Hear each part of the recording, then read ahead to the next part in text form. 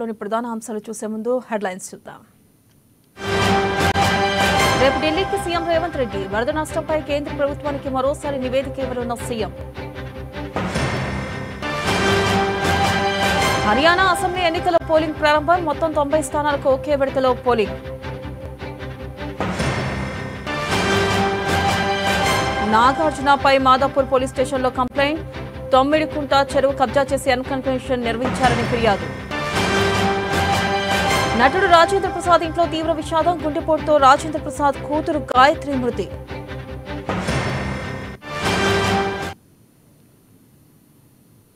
ఇక నిన్న ఛత్తీస్గఢ్ లో దాదాపు 36 మంది నక్సలైట్లని హతమార్చారు. అయితే మనం చూసుకున్నట్టయితే ఇది నక్సలైట్లకి ఒక పెద్ద దెబ్బగానే చెప్పుకోవచ్చు. గతంలో ఎన్నడూ జరిగినటువంటిగా నిన్న కుంబింగ్ జరిగింది. ఈ కుంబింగ్ లో భాగంగా చూసుకున్నట్టయితే దాదాపు 36 మంది వరకు మృతి చెందారు నక్సలైట్లు. దీంట్లో కీలక నేతలు కూడా ఉన్నారు. ఇది అతిపెద్ద నక్సలైట్ల మృతి చెందిన ఘటనగా చెప్పుకోవచ్చు. అయితే మొదటిగా పేపర్ చూసుకుందాం. ఈనాడు కనుక చూసుకున్నట్టయితే నెత్తురోడిన దండకారణ్యం. ఛత్తీస్గఢ్ లో భారీ ఎన్కౌంటర్. 36 మంది మావోయిస్టుల మృతి. మృతుల్లో రాష్ట్ర కమిటీ సభ్యుడు కమలేష్. మధ్యాహ్నం నుంచి సాయంత్రం వరకు కాల్పులు. చరిత్రలో రెండో అతిపెద్ద ఘటన. మావోయిస్టు పార్టీకి కోలుకోలేని దెబ్బ. ఏదైతే మనం చూసుకున్నట్టయితే ఛత్తీస్గఢ్ లో 36 మంది ఎన్కౌంటర్ జరిగింది. అయితే దాదాపుగా చూసుకున్నట్టయితే ఈ భారీ ఎన్కౌంటర్ నేపథ్యంలో మృతుల్లో కూడా రాష్ట్ర కమిటీ సభ్యుడు కమలేష్ ఉన్నట్లుగా కూడా తెలుస్తుంది. అయితే మధ్యాహ్నం నుంచి సాయంత్రం వరకు ఈ కాల్పులు జరిగినట్లుగా కూడా తెలుస్తుంది. అయితే మనం చూసుకోవచ్చు ఇక్కడ చరిత్రలో ఇది రెండో అతిపెద్ద ఘటనగా చెబుతున్నారు. మరి మావోయిస్టు పార్టీకి ఇది కోలుకోలేని దెబ్బగా కూడా మనం చెప్పుకోవచ్చు. ఇక బస్తర్ అడవుల్లో శరాఘతం. ఛత్తీస్గఢ్ అడవుల్లో చోటు చేసుకున్న భారీ ఎన్కౌంటర్ మావోయిస్టు పార్టీకి తీవ్ర నష్టమేనని భావిస్తున్నారు. అయితే ప్రస్తుతం మావోయిస్టు కేంద్ర కమిటీ సహా కీలక కమిటీల సభ్యులంతా అబూబ్ మడ్లోనే మఖాం వేసినట్లు కార్యకలాపాలు సాగిస్తున్నట్లుగా కూడా తెలుస్తుంది. అయితే ఏదైతే ఉందో ఛత్తీస్గఢ్ లో బస్తర్ అడవుల్లోనే ఈ శరాఘతం జరుగుతున్నట్లుగా తెలుస్తుంది. మనం చూసుకున్నట్టయితే ఛత్తీస్గఢ్ అడవుల్లో చోటు చేసుకున్న ఈ నేపథ్యంలో మావోయిస్టు పార్టీలు తీవ్ర నష్టమే జరిగినట్లుగా కూడా భావిస్తున్నారు. నెక్స్ట్ కనుక చూసుకున్నట్టయితే ప్రతి కుటుంబానికి ఓ QR కోడ్, అందరికీ కలిపి ఒక సంఖ్య, విడివిడిగా మరొకటి. తుది దశలో ఫ్యామిలీ డిజిటల్ కార్డు రూపకల్పన. తొలుత రేషన్, మహాలక్ష్మి, తర్వాత ఇతర పథకాల అనుసంధానం. మనం ఏదైతే చూసుకున్నట్టయితే ప్రతి కుటుంబానికి ఓ QR కోడ్ కూడా రాష్ట్ర ప్రభుత్వం ఇవ్వనున్నట్లుగా తెలుస్తుంది. అయితే నేను ఏదైతే చెప్పుకున్నామో ఒకే రాష్ట్రం ఒకే కార్డు, డిజిటల్ కార్డు అన్న రూపంలో భాగంగా మొదటిగా అయితే తొలి దశలో ఫ్యామిలీ డిజిటల్ కార్డు రూపకల్పన. ఆ తర్వాత తొలుత ఫస్ట్ దాంట్లో రేషను, మహాలక్ష్మి పథకాలు వర్తించేలా, తర్వాత ఇతర పథకాలు కూడా అనుసంధానం చేయనున్నట్లుగా కూడా తెలుస్తుంది. ఇక నెక్స్ట్ కనుక చూసుకున్నట్టయితే తిరుమలలో నెయ్యి కల్తీపై దర్యాప్తులకు స్వతంత్ర సిట్ 5 సభ్యులతో ఏర్పాటు చేయండి. CBI, ఏపీ ప్రభుత్వం నుంచి 2 పోలీస్ అధికారులు, FSSAI నుంచి ఓ సీనియర్ అధికారి. CBI డైరెక్టర్ పర్యవేక్షణలో దర్యాప్తు కొనసాగించాలి సుప్రీంకోర్టు.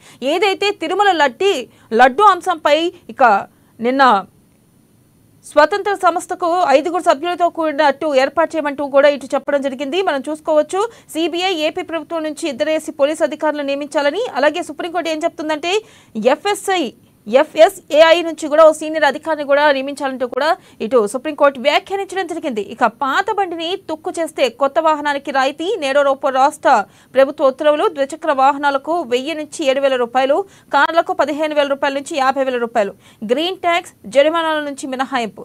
ప్రధానంగా చూసుకున్నట్టయితే పాత బండిని తుక్కు చేస్తే కొత్త వాహనానికి రాయితీ వస్తుందంటూ కూడా ఈ మేరకు నేడో రూప రాష్ట్ర ప్రభుత్వం ఉత్తర్వులు జారీ చేయనున్నట్లుగా కూడా తెలుస్తుంది. ఇక నెక్స్ట్ కనుక చూసుకున్నట్టయితే వచ్చే ఎన్నికల్లో 90 నుంచి 100 సీట్లు గెలిచేలా పనిచేస్తా.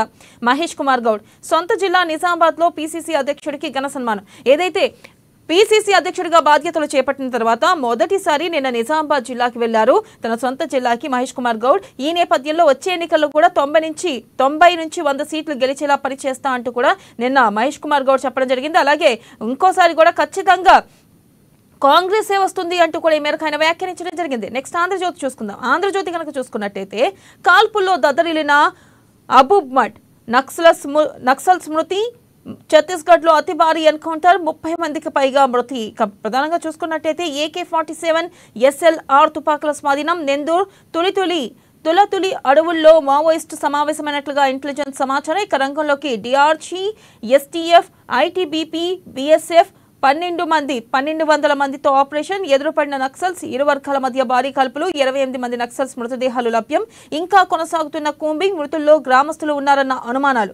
తుది దశలో నక్సల్స్ ఏరివేత, బలగాలకు అభినందనలు. ఛత్తీస్గఢ్ ముఖ్యమంత్రి విష్ణుదేవ్. ఇక ఇటీవల వరుస ఎన్కౌంటర్ లో 185 మంది మృతి. ప్రధానంగా మనం చూసుకున్నట్టయితే ఇందాక చెప్పినట్టు ఛత్తీస్గఢ్ లో భారీ ఎన్కౌంటర్ నెలకొంది. దాదాపు 36 మంది వరకు చనిపోయినట్లుగా తెలుస్తుంది. అయితే ఈ నేపథ్యంలో నిన్న జరిగిన ఎన్కౌంటర్ లో గనక 1200 మంది ఆపరేషన్ చేశారు. అయితే నక్సల్స్ ఎదురుపడడంతో ఇటు పోలీసులకి అలాగే ఇటు నక్సల్స్ కి మధ్య ఎదురుకాల్పులు కూడా చోటు చేసుకున్నాయి. దాదాపుగా 28 మంది నక్సల్స్ మృతదేహాలు అయితే లభ్యమైనాయి. ఇంకా కోంబింగ్ కూడా కొనసాగుతున్నట్లుగా తెలుస్తుంది. ఇక గచ్చిబౌలిలోనే స్పోర్ట్స్ వర్సిటీ పీపీపీ విధానంలో ప్రత్యేక బోర్డుతో నిర్వహణ, అన్ని స్టేడియాలు, మైదానాలు యూనివర్సిటీ పరిధిలోకే క్రీడాకారులకు ప్రపంచ స్థాయి శిక్షణ, ప్రోత్సాహకాలు, జాతీయ అంతర్జాతీయ విధానాల అధ్యయనంతో కొత్త విధానం, ముసాయిదా విధానంపై చర్చ. ముఖ్యమంత్రి రేవంత్ రెడ్డి సూచనలు. రేపు ఢిల్లీకి సీఎం, 2 రోజులు అక్కడే. ఉగ్రవాద నియంత్రణపై కేంద్రం నిర్వహించే సదస్సుకు హాజరు. అధిష్టానం పెద్దలను కలిసే ఛాన్స్. ప్రధానంగా చూసుకున్నట్లయితే ఏదైతే గచ్చిబౌలిలో స్పోర్ట్స్ వర్సిటీ ఏర్పాటు చేయాలంటూ కూడా 2036 ఒలింపిక్స్ ఎన్నికలే లక్ష్యంగా కూడా పరిచేయాలంటూ కూడా ఈ మేరకు సీఎం రేవంత్ రెడ్డి నిన్న వ్యాఖ్యానించడం జరిగింది. పీపీపీ విధానంలో ప్రత్యేక బోర్డు నిర్వహించాలంటూ కూడా ఈ మేరకు సీఎం రేవంత్ రెడ్డి వ్యాఖ్యానించారు. నెక్స్ట్ కనుక చూసుకున్నట్టయితే తిరుమల లడ్డూ కల్తీపై స్వతంత్ర సిట్, 5 సభ్యులతో ఏర్పాటు, సుప్రీంకోర్టు నిర్ణయం. సిబిఐ, రాష్ట్ర పోలీస్ శాఖ నుంచి 2 అధికారులు, ఎఫ్ఎస్ఎస్ఏఐ నుంచి మరొకరు. నిన్న ఏదైతే సుప్రీంకోర్టు వ్యాఖ్యానించింది మనం చూసుకున్నట్టయితే తిరుమల లడ్డూ కల్తీపై స్వతంత్ర సిట్ ఏర్పాటు చేయాలి, 5 సభ్యులతో కూడిన సిట్ని ఏర్పాటు చేయాలంటూ కూడా ఈ మేరకు నిన్న వ్యాఖ్యానించడం జరిగింది. నెక్స్ట్ కనుక చూసుకున్నట్టయితే కార్యకర్తలందరికీ న్యాయం చేస్తాం, పని చేస్తే గుర్తింపు, దానికి నేనే ఉదాహరణ. మరో 10 ఏళ్లు అధికారంలో ఉండేది కాంగ్రెసే, రాజకీయాల్లోకి నన్ను తీసుకొచ్చింది డిఎస్ఏ. ఎప్పటికీ ఆయన గురువుగానే భావిస్తాను. రేవంత్ ఆధ్వర్యంలో హామీలన్నీ నెరవేరుస్తాం. టీపీసీసీ అధ్యక్షుడు మహేష్ కుమార్ గౌడ్. నిజామాబాద్ లో సన్మానం, భారీ బహిరంగ సభ. ఏదైతే మనం చూసుకున్నట్టయితే మొదటిసారిగా మహేష్ కుమార్ గౌడ్ పీసీసీ అధ్యక్షుడిగా నియామకమైన తర్వాత నేను నిజామాబాద్కి వెళ్లారు. ఈ నేపథ్యంలో ఆయనకి సన్మానం జరిగింది. అలాగే బహిరంగ సభలో భాగంగా ఆయన కీలక వ్యాఖ్యలు చేశారు. మరొక 10 ఏళ్ల పాటు కాంగ్రెసే ఉంటుంది అధికారంలో అంటూ ఆయన చెప్పడం జరిగింది. అలాగే కష్టపడి పనిచేస్తే గనక ఖచ్చితంగా ఫలితం ఉంటుంది, దానికి ఉదాహరణ నేనే అంటూ కూడా ఈ మేరకు నేను ఆయన చెప్పడం జరిగింది. నెక్స్ట్ చూసుకుందాం వెలుగు గనక చూసుకున్నట్టయితే ఛత్తీస్గఢ్లో భారీ ఎన్కౌంటర్, 36 మంది మావోయిస్టుల మృతి. అబూజ్మఠ్ దండకారణ్యంలో తుపాకుల మోత. ప్రధానంగా చూసుకున్నట్టయితే గత 2 పేపర్లో మెన్షన్ చేసినట్టు ఛత్తీస్గఢ్లో భారీ ఎన్కౌంటర్ జరిగింది. ఈ నేపథ్యంలో 36 మంది మావోయిస్టులు కూడా మృతి చెందినట్లుగా తెలుస్తుంది. అయితే తిరుమల లడ్డూ విచారం, 5 సెట్లో 2 సిబిఐ, 2 ఏపీ పోలీసులు, ఫుడ్ సేఫ్టీ అధికారి. ఇక సిబిఐ డైరెక్టర్ పర్యవేక్షణలో దర్యాప్తు, సుప్రీంకోర్టు ఆదేశం. ఇక లడ్డూ వివాదం రాజకీయ డ్రామాగా మారొద్దని కోర్టు వ్యాఖ్య. ప్రధానంగా సుప్రీంకోర్టు కీలక వ్యాఖ్యలు కూడా చేసినట్టు తెలుస్తుంది. లడ్డూ వివాదం కూడా రాజకీయ డ్రామాగా మారొద్దంటూ కూడా ఈ మేరకు సుప్రీంకోర్టు వ్యాఖ్యానించింది. ఇంకా మరొక అంశం చూసుకున్నట్టయితే హైడ్రా కూల్చివేతలను ఇప్పుడు ఆపలేము, ఆధారాలు లేకుండా అక్రమంగా కూలుస్తున్నారంటూ స్టే ఇవ్వాలంటే ఎట్లా? కేఏ పాల్ పిటిషన్ పై హైకోర్టు కౌంటర్ వేయాలని హైడ్రా ప్రభుత్వానికి నోటీసులు. అయితే హైడ్రా విషయంలో కేఏ పాల్ నోటీసులు వేశారు. అయితే ఈ నేపథ్యంలో కూడా ఆధారాలు లేకుండా అక్రమంగా కూలుస్తారంటే స్టే ఇవ్వాలంటే ఎట్లా? కూలుస్తున్నారంటూ స్టే ఇవ్వాలంటే ఎట్లా? హైడ్రా కూల్చివేతలను ఇప్పుడు ఆపలేమంటూ కూడా ఈ మేరకు హైకోర్టు వ్యాఖ్యానించడం జరిగింది. నెక్స్ట్ కనుక చూసుకున్నట్టయితే స్పోర్ట్స్ వర్సిటీలో 13 కోర్సులు గచ్చిబౌలి స్టేడియంలో ప్రారంభించాలి, అధికారులకు సీఎం రేవంత్ రెడ్డి ఆదేశం. స్కిల్ వర్సిటీ బోర్డు తరహాలోనే స్పోర్ట్స్ బోర్డు ఏర్పాటు. 2036 ఒలింపిక్స్ లో పథకాలే లక్ష్యంగా కొత్త స్పోర్ట్స్ పాలసీ. క్రీడాకారులకు ఇచ్చే ప్రోత్సాహకాలపై స్టడీ చేసి రిపోర్ట్ ఇవ్వాలని సూచన. స్పోర్ట్స్ పాలసీ ముసాయిదీపై రివ్యూ. ప్రధానంగా చూసుకున్నట్టయితే స్పోర్ట్స్ వర్సిటీలో 13 కోర్సులు ఉండేలా గచ్చిబౌలి స్టేడియంలో ప్రారంభించాలంటూ 2036 ఒలింపిక్స్ లక్ష్యంగా ముందుకెళ్లాలంటూ కూడా ఇటు సీఎం రేవంత్ రెడ్డి వ్యాఖ్యానించడం జరిగింది. కాకయాదిలో ఇక గరిబోళ్లకు గొంతుకే అనార్థులకు ఆపనహస్తమై ప్రధానంగా మనం చూసుకున్నట్టయితే ఈ మేరకు వ్యాఖ్యానించడం జరిగింది. నెక్స్ట్ చూసుకుందాం. నెక్స్ట్ పేపర్ కనుక చూసుకున్నట్టయితే సాక్షి కనుక చూసుకున్నట్టయితే ఛత్తీస్గఢ్లో భారీ ఎన్కౌంటర్, 40 మంది మృతి.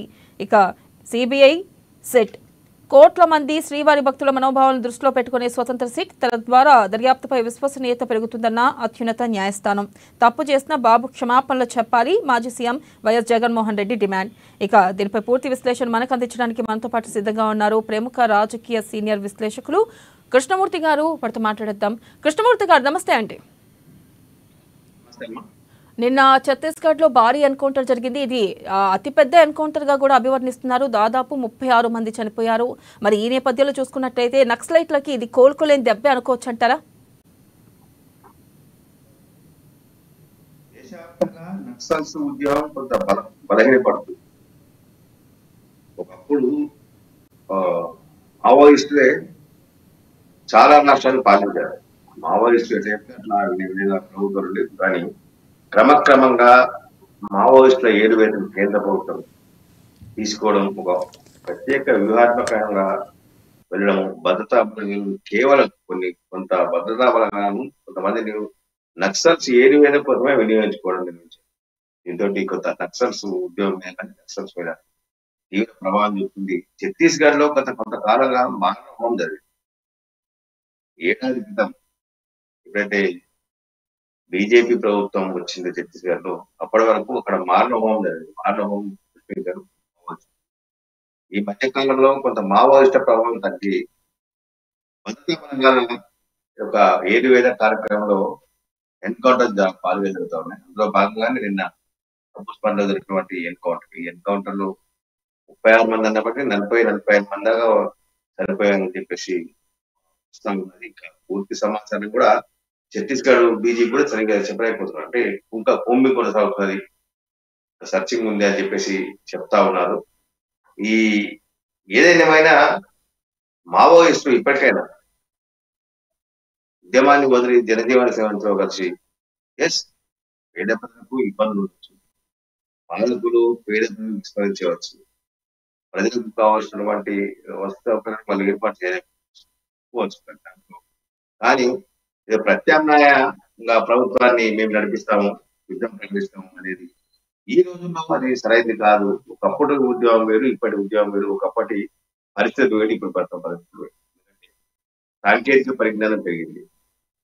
ఒకప్పుడు అడవులలో ఎక్కడ ఉన్నారు ఏంటంటే తెలియకుండా ఇప్పుడంతా మారిపోయి టెక్నాలజీ మారినప్పుడు టెక్నాలజీ కూడా ప్రభుత్వం పూర్తి స్థాయిలో వినియోగించుకుని నక్సలైట్ తీసుకుంది. నక్సలైట్ కూడా దీన్ని గుర్తించాల్సిన అవసరం ఉంది. మావోయిస్టు నేతలు, ఉద్యమకారులు ఎవరైతే మావోయిస్టుల కోసం పనిచేసే వాళ్ళు, మేధావులు, విజ్ఞులు, వీళ్ళందరూ కూడా ఆలోచన చేసి ప్రభుత్వానికి మావోయిస్టులకు మధ్య చర్చలకు వాళ్ళు సిద్ధమన్నది, ప్రభుత్వం కూడా సిద్ధమైంది.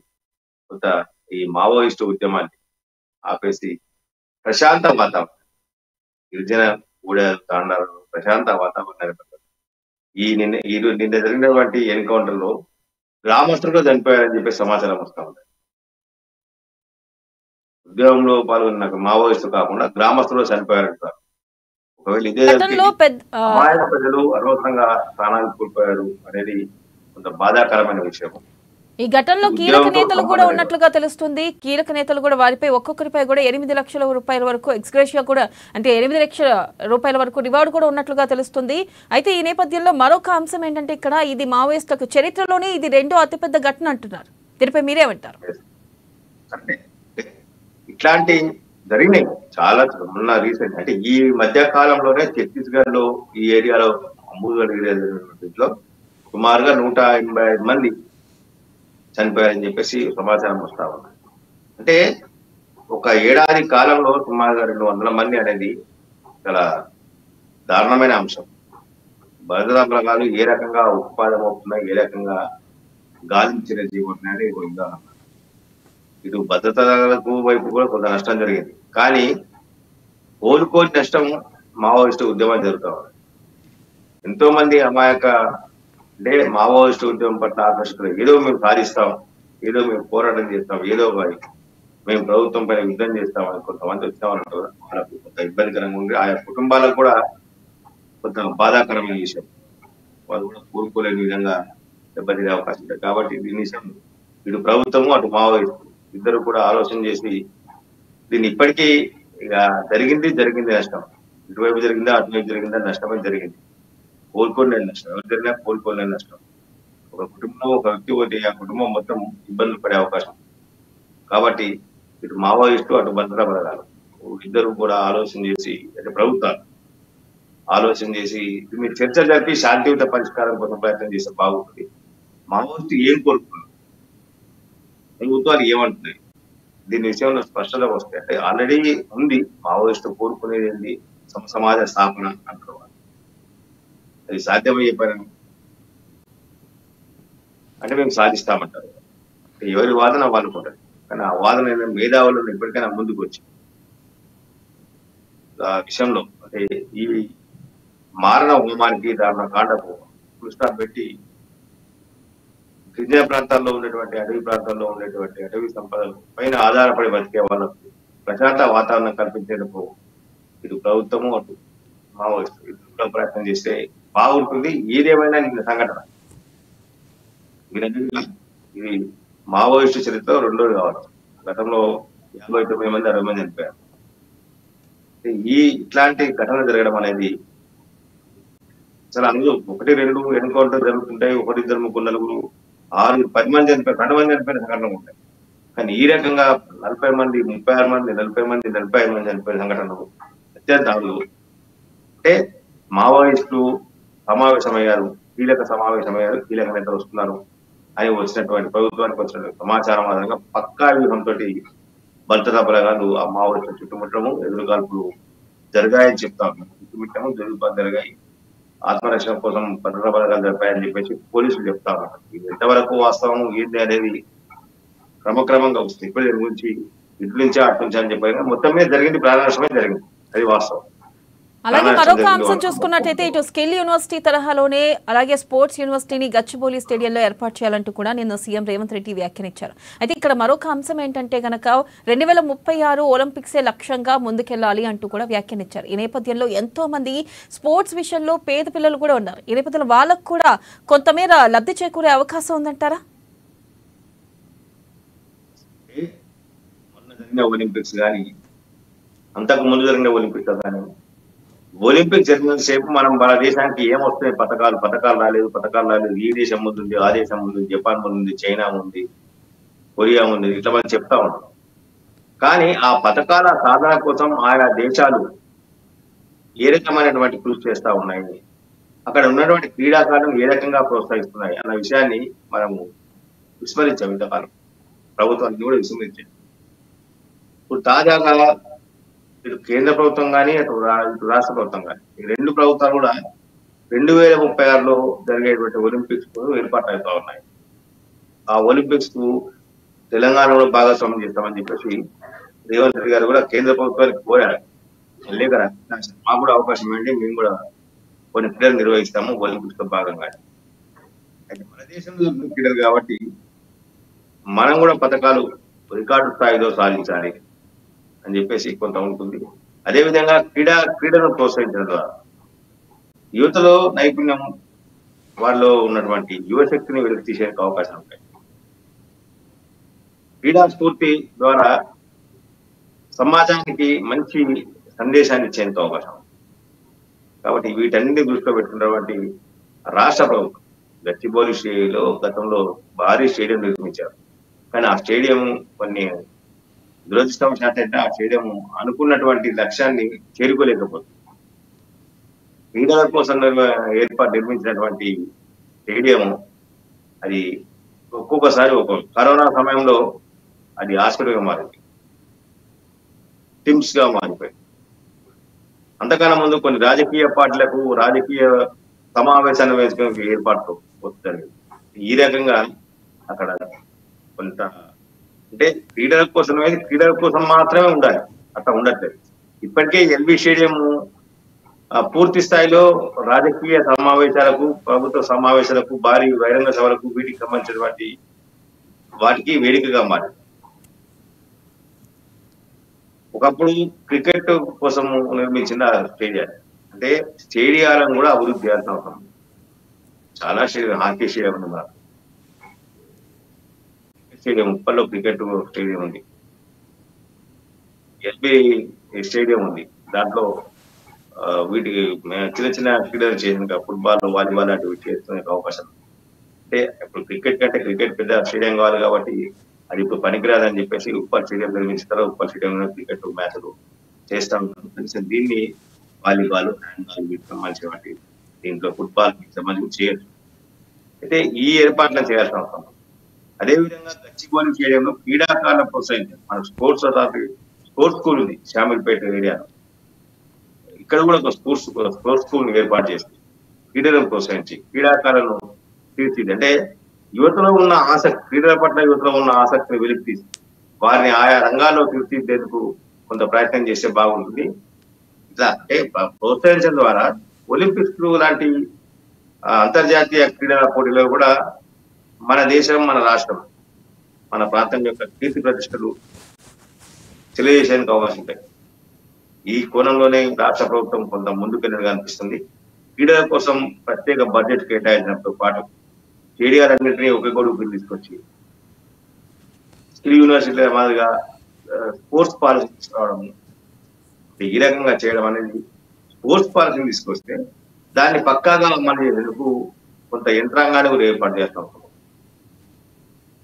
ఆ యంత్రాంగాన్ని ఏర్పాటు చేసేందుకు రాష్ట్ర ప్రభుత్వం వెంటనే చర్చించుకుంది. స్పోర్ట్స్ పాలసీ రూపకల్పన బాధ్యతలను సీనియర్ క్రీడాకారులు, వేర్వేరు రంగాల్లో నిష్ణాతులైన క్రీడాకారులతో పాటు కొంతమంది ప్రభుత్వాధికారులను కూడా నియమిస్తే బాగుంటుంది పాలసీ రూపకల్పన విషయంలో. ఇలా చేయడం ద్వారా కొంత తెలంగాణ కీర్తి ప్రతిష్టలు, తెలంగాణ యువతలో చాలా మంది పేద పిల్లలు, గ్రామీణ ప్రాంతాల్లో పిల్లలు చాలా మంది క్రీడల పట్ల ఆసక్తిస్తారు, కానీ వాళ్ళ ప్రోత్సాహం లేకుండా పోతుంది ప్రభుత్వం పరంగా. అట్లాంటి క్రీడాకారులను గుర్తించి ప్రభుత్వం వారికి పూర్తి స్థాయిలో శిక్షణ ఇచ్చి మనం ఆ క్రీడల్లో నైపుణ్యతను సంపాదించుకునే విధంగా వాళ్ళకి కావాల్సిన ప్రోత్సాహం ఇస్తే ఖచ్చితంగా రాబోయే 2036లో జరిగే ఒలింపిక్ పోటీల్లో భారతదేశం కూడా క్రీడల పథకాల వేటలో ముందుండే ఉంటుంది. అందులో తెలంగాణ మరింత ముందంజలో ఉండే అవకాశం. అలాగే చూసుకున్నట్టయితే మరొక అంశం, హైడ్రా కూల్చివేతల విషయంలో కూడా మేము స్టే ఇవ్వలేమంటూ హైకోర్టు వ్యాఖ్యానించడం జరిగింది. ఏదైతే మొన్న కేఏపాల్ పిటిషన్ వేశారు, ఈ నేపథ్యంలో కూడా మేము స్టే ఇవ్వలేము, ఆధారాలు లేకుండా అక్రమంగా నిర్మిస్తున్నారంటే కూలుస్తున్నారంటే ఎట్లా స్టే ఇవ్వాలంటూ కూడా ఈ మేరకు హైకోర్టు ప్రశ్నించడం జరిగింది. అలాగే హైకోర్టు ఇక్కడ ప్రభుత్వాన్ని అలాగే హైడ్రాను కూడా వ్యాజ్యులు అంటే ప్రభుత్వానికి కూడా నోటీసులు జారీ చేసింది. దీనిపై మీరేమంటారు? ఆధారాలు లేకుండా, అనుమతులు లేకుండా నిర్మిస్తే కూల్చాల్సిందే. అసలు అది జిహెచ్ఎంసీ చేయాల్సిన పని. కానీ జిహెచ్ఎంసీ చేతులు ముట్టుకుని కూర్చుంది. దీంతో హైడ్రాన్ని ఏర్పాటు చేసిన పని. ఆధారాలు ఉండి, అనుమతులు ఉండి, ఇటు హెచ్ఎండిఏ, ఇటు జిహెచ్ఎంసీ అన్ని సంస్థలు అనుమతులు ఇచ్చి కావాల్సినటువంటి ప్రభుత్వ ఫీజు ఏదైతే గవర్నమెంట్ ప్రిస్క్రైబ్డ్ ఫీజెస్ ఉంటాయో వాటిని ధరాలను కట్టి అనుమతులు తీసుకున్న వాటిని కూడా కూర్చారు కదా. దానికి సంబంధించి హైడ్రా సమాధానం చెప్పాల్సిన అవసరం. ఎఫ్టీఎల్ అని తెలుసు, అధికారులకు తెలుసు, అందరికీ తెలుసు.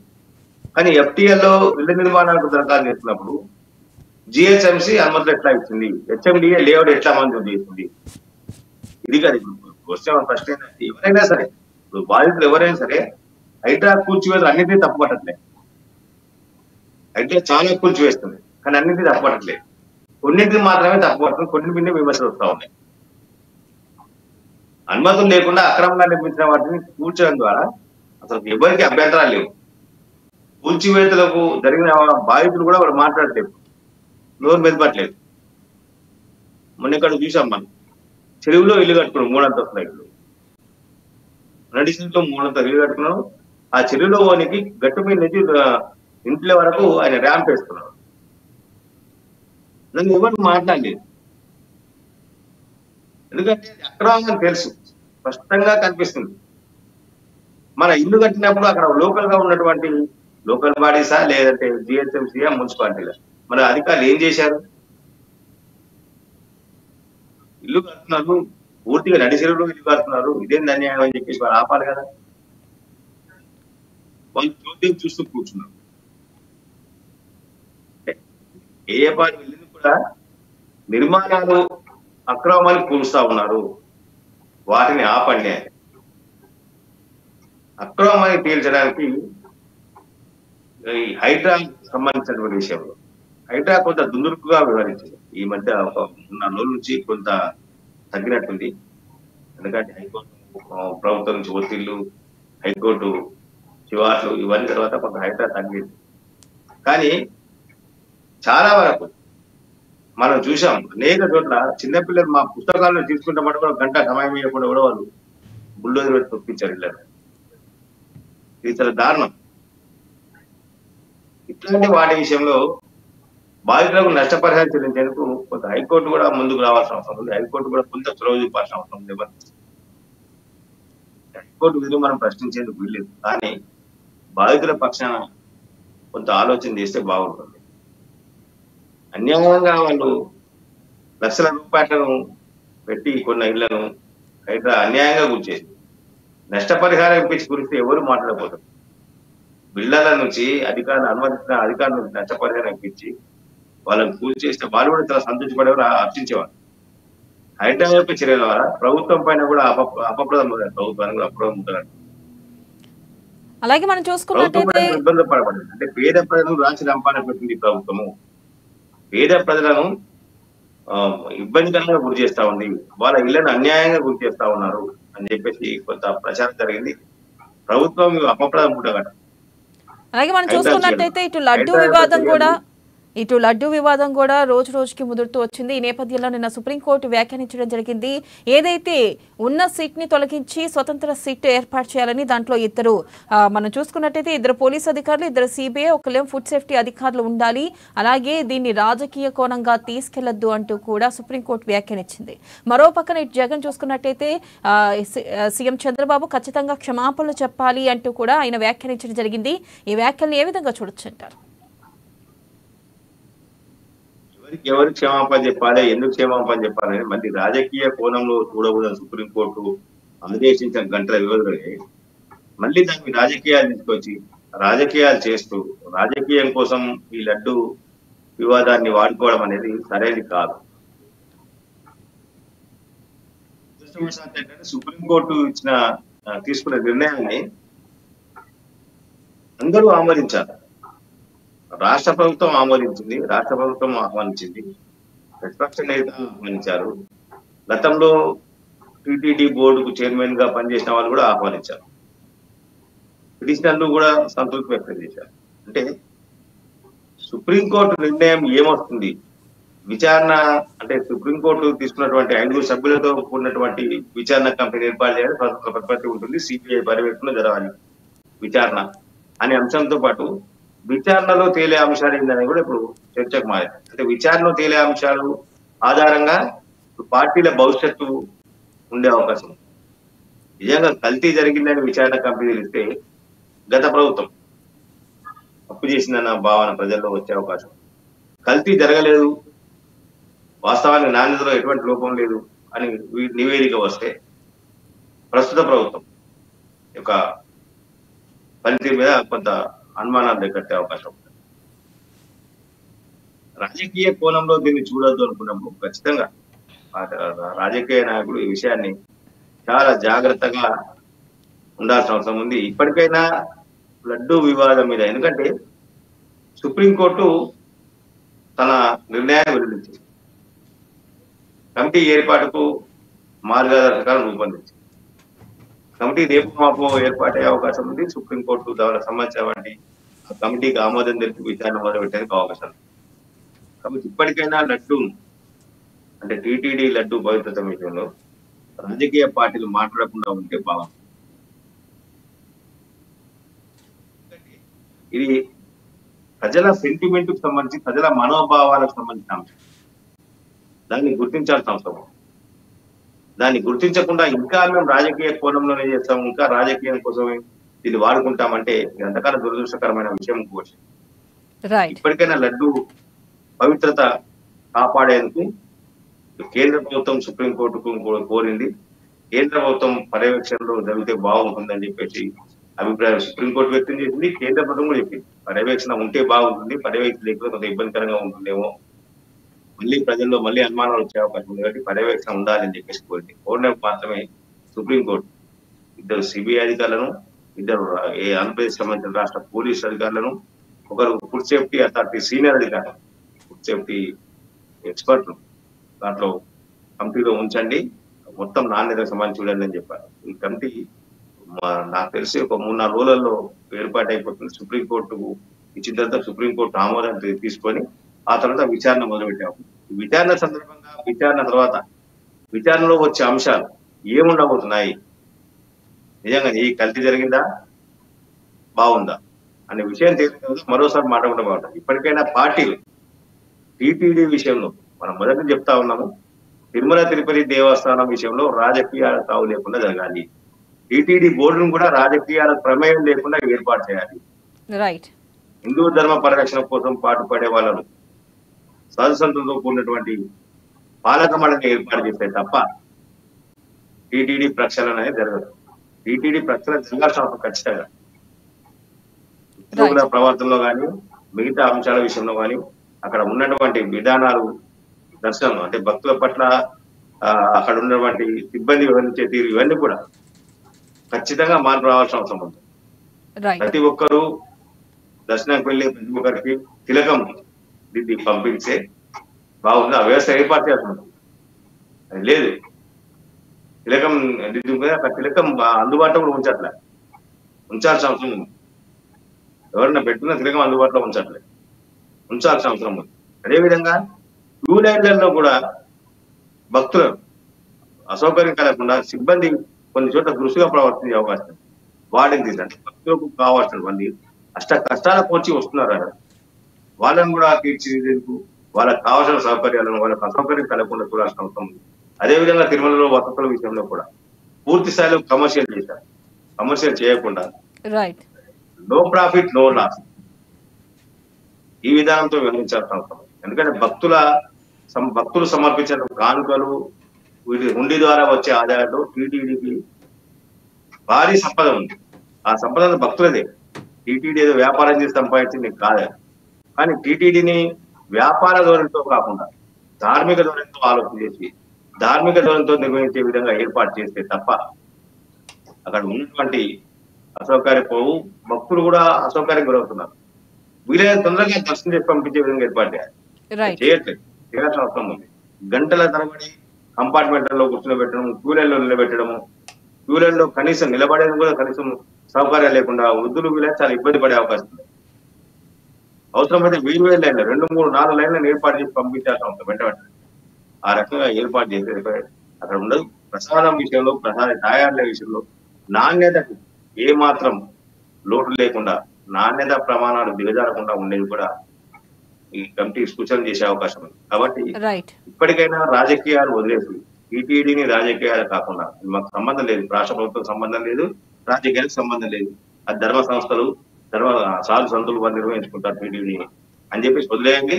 ఖచ్చితంగా టీటీడీ భద్రత కాపాడేందుకు సిద్ధంగా ఉంటారు రాజకీయ నాయకులు. ఇప్పటికైనా ఈ విషయంలో టీటీడీ విషయంలో ఇటు అధికార పక్షం కానీ, ప్రతిపక్షం కానీ, కేంద్ర ప్రభుత్వం కానీ, రాష్ట్ర ప్రభుత్వం కానీ అందరూ కూడా టీటీడీ ధర్మ సంస్థలకు అప్పచెప్పే విధంగా దాన్ని ఏర్పాటు చేస్తే హిందూ ధర్మ పరిరక్షణ సమితి అని చెప్పేసి పవన్ కళ్యాణ్ గారు చెప్పారు. డిప్యూటీ సీఎం పవన్ కళ్యాణ్ గారు ఏపీ ప్రభుత్వం మీద ఒత్తిడి తీసుకొచ్చారు. ఎందుకంటే డిప్యూటీ సీఎం కాబట్టి వారు సీఎం తరహా సీఎం, వారి మాట ఇప్పుడు ఏపీ ప్రభుత్వం చెల్లుబాటు అవుతుంది. కాబట్టి చంద్రబాబు నాయుడు గారిని ఒప్పించి అక్కడ పాలక మండలిని రాజకీయ నాయకులతో సంబంధాలు లేకుండా, రాజకీయాలతో సంబంధం లేకుండా, రాజకీయ నాయకులతో కాకుండా పాలక మండలిని ఏర్పాటు చేసే విధంగా పవన్ కళ్యాణ్ గారు కృషి చేస్తాం. రైట్ కృష్ణమూర్తి గారు, థ్యాంక్ యూ. ఏదైతే టీటీడీ లడ్డూ వివాదంపై నెలకొన్న గత కొంతకాలంగా గందరగోళం ఎట్టకేలకు సుప్రీంకోర్టు స్పందించింది. సుప్రీంకోర్టు తీర్పు వెలువరించింది. 5 సభ్యులతో కూడిన సెట్ ని ఏర్పాటు చేయాలంటూ కూడా, స్వతంత్ర సంస్థను ఏర్పాటు చేయాలంటూ కూడా చెప్పింది. దీంట్లో భాగంగా మనం చూసుకున్నట్టయితే 2 పోలీస్ అధికారులు ఉంటారు, 2 సిబిఐ అధికారులు ఉంటారు, ఒకరు ఫుడ్ సేఫ్టీ సీనియర్ అధికారి కూడా ఈ సెట్ లో ఉండడం జరిగింది. అయితే మరి రానున్న రోజుల్లో మరి లడ్డూ వివాదంపై నెలకొన్న ఒక భ్రమ, అంటే ఏదైతే లడ్డూ వివాదంపై నెలకొన్న కొంతమేరకు గందరగోళం కూడా తెలబడనుందా, అయితే లడ్డూలో నిజంగానే కలిసిందనేది కూడా రానున్న రోజుల్లో తెలియనుంది. ఇది వాటి news can. Keep watching Ama news, నిజం కోసం జనం కోసం.